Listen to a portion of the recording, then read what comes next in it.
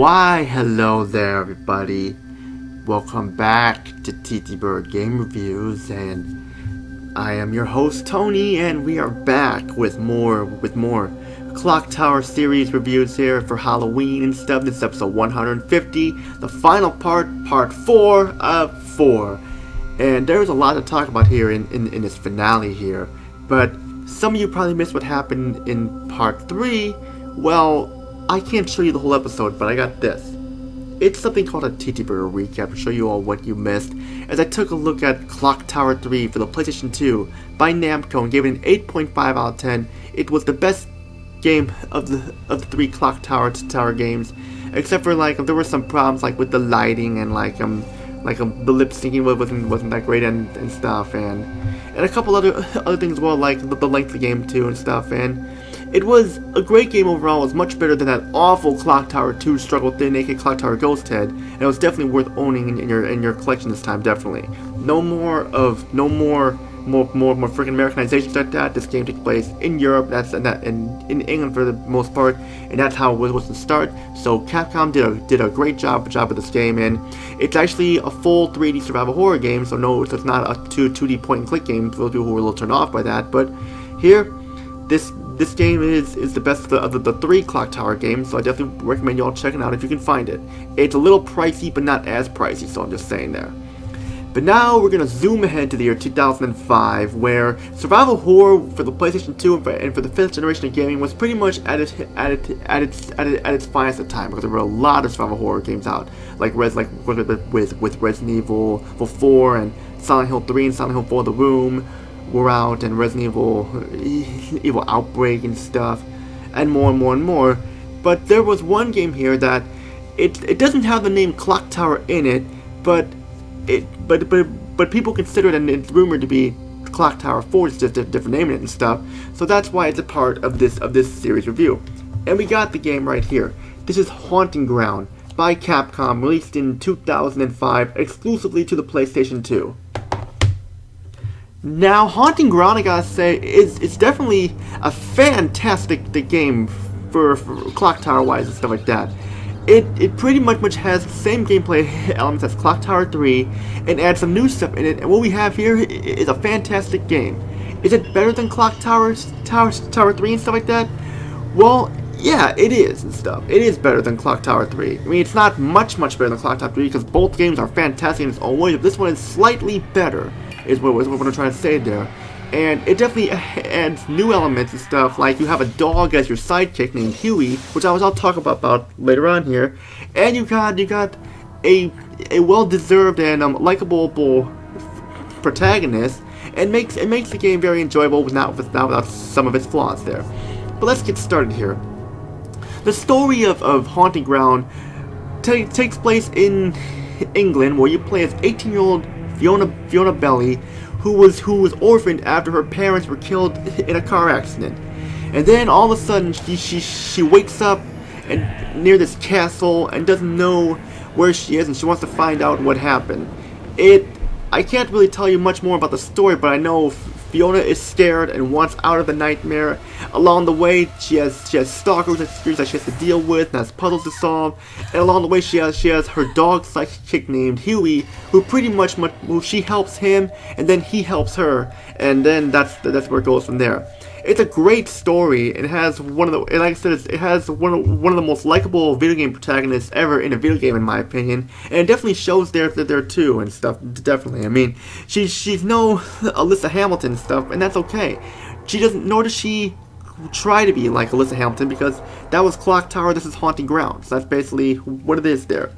A big majority of the game put you as Fiona trying to hide from the stalkers, trying to solve puzzles, and trying to get out from point A to point B. That's basically what Haunting Ground is. It is that, but I'll talk about it a little later on.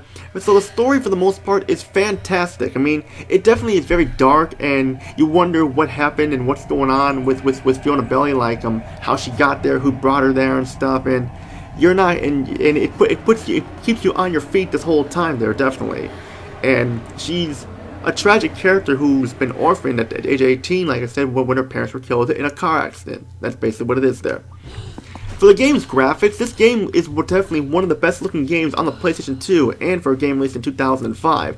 The character models look very detailed. There's facial animations, like it has some of the best looking facial animations. Like if you look at Fiona's face when she gets scared, it looks like she's actually scared. It actually shows emotion in her face, and the other characters too. Hell, you can even see emotion in Huey, and he's just a dog, and when you see him out of breath and stuff too, and all that stuff, it just a lot of care and effort went into this game, like great looking character models. Also, the backgrounds look nice. They're big, they're huge, with some crisp looking lighting. The lighting is not as dark as it was in Clock Tower 3. So there's one thing they improved on. It's the lighting. The lighting is better. It still gets a little dark in certain areas, which is expected because it's a horror game. It's gonna look a little dark, but at least you can see what you're doing and stuff, and not just running around the dark having to turn the brightness up on your TV or your computer just to try and find where to go. But it's definitely great there. And also the CG cutscenes look fantastic. The CG cutscenes are some of the best looking cutscenes ever in a PlayStation 2 game. Like they look very, very detailed. I just wish there was more of them, but still, like graphics really get the job done. And also the frame rate is very smooth as well. There's barely any slowdown, like it was in Clock Tower 3, barely any slowdown. So definitely a great looking game for the most part, definitely. Sound is another fantastic part of Haunting Ground. Haunting Ground has some crisp voice acting. It's all done by English actors, UK actors to fit the theme of the game. And also an interesting tidbit here.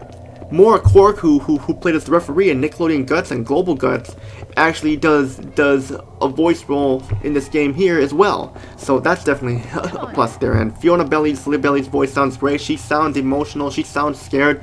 She's like a damsel in distress who just wants to get out and go home and find out what would happen to her. And she definitely shows that she's a likable protagonist. She's not a stuck-up bitch protagonist or anything like that, like you see in a lot of modern games and stuff. And she's definitely a likable character who's scared and just wants to go home and just wants to get out of the nightmare and leave with Huey and stuff like that, and just continue on with her life. That's basically what it is there. But now let's get into the gameplay here. And the gameplay, it's basically similar to Clock Tower 3, but with some improvements there and stuff. Like in Clock Tower 3, the main goal is to hide and protect yourself and to survive. And you have like in Clock Tower 3, you had holy water as like your weapon. Here you have the dog named Huey, and you can command Huey to do certain things. Like if you command him to attack the stalkers, you can do that.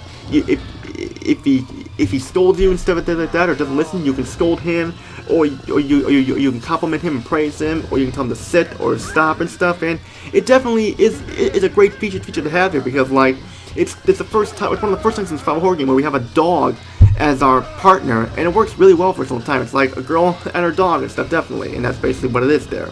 I will get to some of the negatives later, because there was a negative thing I have about it, but I will get to it later on. And basically, like I said, you basically go around trying to hide from the stalkers, you solve puzzles, and like, the puzzles are not that hard, but they do require you to think on your feet, and you don't have a strategy guide.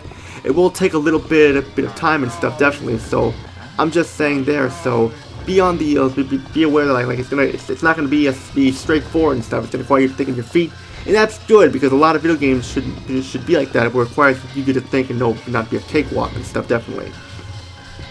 And like, this game is actually pretty long. I think you can pretty much, it's not the long term, but you can pretty much like blow the game like 6 or 7 hours. That's actually pretty good for a survival horror game and stuff, because like there's a lot of bonus stuff you can unlock, like a lot of costumes and stuff too. And also like they have this nameplate thing with this type of make nameplates to solve puzzles.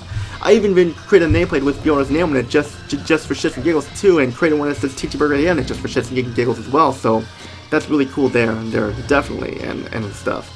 And of course, like, you have a lot of hiding spots too. You can hide in closets, hide in beds, hide in gardens and stuff too. And like, it's like, something's up, because like when Huey starts growling, something's up there, definitely. And like you go through, like, you pretty much spend a lot of time in the Belly Castle, and the castle is huge. Like, it's one of the hugest castles I've ever seen in a video game. It's like, of course you had Dracula's castle in Castlevania, but this one, I like this castle better. It's very, very, very cool. Definitely fun there. But now I gotta get to some of the negatives here, and there's a few negatives here I gotta talk about, but not as many. First off, while it's cool to have Huey as your sidekick partner or whatever, sometimes he doesn't obey your commands. I mean, sure, I understand it's realistic where a dog won't obey their master their at times stuff, but here it seems like they made him too realistic. But there are times where like he won't obey you, and it can get very frustrating. Because like if you're trying to defend yourself from one of the stalkers, it can get you killed too, and it can cause you to panic, which is like how it was in Clock Tower 3. You can panic and stuff, and you will panic because like once you start panicking stuff and the stalker gets you, it's game over for you, and that. And also, like, when you die, there's no continue option like how there was in Clock Tower 3. Like, after you died in Clock Tower 3, they had a continue option and brought you right back to your last save. But here, you gotta go back to the main menu, load the game, and then and that's that. Sure, it's not a very big nitpick. I know James Wolfe mentioned this with Castlevania Symphony of the Night and stuff, so probably goes to him there. But still, the thing is, they did it in the last game. Why not do it in this game and stuff, is the thing. And also, like I mentioned, some of the puzzles, while they aren't that challenging, some of them you won't know what to do, and then you'll walk around all over the place trying to find what happens, and aside from the fact that you had the item from the get-go, so that is a little weird there and stuff, but yeah. And also the fact that Fiona can run out of breath very, very easily when she runs. This wasn't a problem in Clock Tower 3, and I don't mind that they do, it's just realistic, but it seems like she runs out of breath very, very fast for some reason. I don't know why. But still, that's just a couple of nitpicks there, and I'm not going to take a lot of points out there and stuff. It's going to get a slightly higher score than Clock Tower 3. So my final thoughts here are, Haunting Ground is a fantastic game. It definitely was something innovative for its time, because, like, it was the first time we had a survival horror game where you had a dog as your sidekick and stuff telling you what to do, and it's very likable and stuff. Fiona is a likable character, and so is Huey and stuff, definitely. So definitely is a great idea there on paper, and it works really well. But I will admit, though, I should mention though, those of you who are trying to find this game today, the game is very, very pricey. If you go to like a local disc store, you'll spend over $100, and if like on eBay, you'll spend like $200, $300 there, so the game is very, very pricey. It's almost as pricey as Rule of Rose and stuff too, so be on the lookout there, depending on where you live and where you buy it from. The game is is expensive, and that, so just saying there, if you're okay with spending money for a game that's this pricey, I do recommend picking it up because it's worth it, but just be warned, the game is expensive. I'm just saying there. And aside, not that there really is much else to say. If you like survival horror games where you play as a female protagonist and you think the idea of playing as a dog in a game is great and stuff, then definitely pick it up. It's worth owning in your collection, definitely. Due to the complaints I have with Haunting Ground here, Haunting Ground is gonna get a slightly higher score than Clock Tower 3.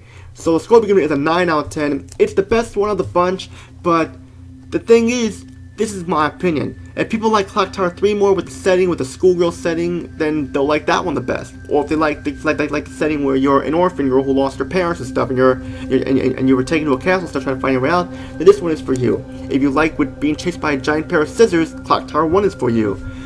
And if people will go all the way and say even though Clock Tower 2 Struggling was a fucking disaster, then and people like playing the character with multiple personality disorder and stuff, with split personality and stuff, they may like that one the best. That's what I'm trying to say. So whatever setting you like in the Clock Tower games will be the best for you. I just happen to like Haunting Ground the best because it's just me. But when it comes to the 3 Clock Tower games, not counting Haunting Ground, Clock Tower 3 is the best in my opinion and stuff. So that's what I gotta say there. That's pretty much all I gotta say for my Clock Tower franchise review. More Halloween themed games will be on the way to celebrate the Halloween season and stuff, definitely. And I do have an announcement here that I plan on making a Q&A video and stuff. And if people want to participate in asking me questions and stuff, like the comment below or in the Discord group, I'll pick from random questions and I'll do a Q&A video in the future and stuff. So if you have any questions and stuff, you like to comment down below, I'll answer in the Q&A. So just comment down and let me know who you are and stuff. And then definitely. And that's pretty much all I gotta say for my Clock Tower franchise review. Like I said, whatever game appeals to you the most, pick that one up and stuff. Is what I'm trying to say there.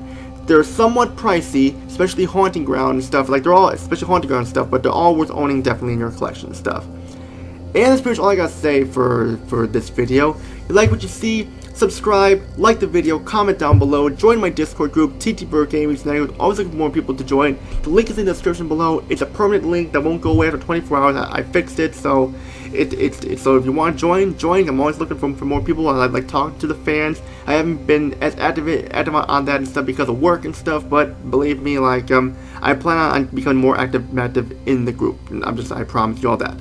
Which all I gotta say is, this is Tony. Peace out. Have a great day, and see you all in episode 151. What will I cover next? Stay tuned and find out. That's all I gotta say. Peace out, everyone.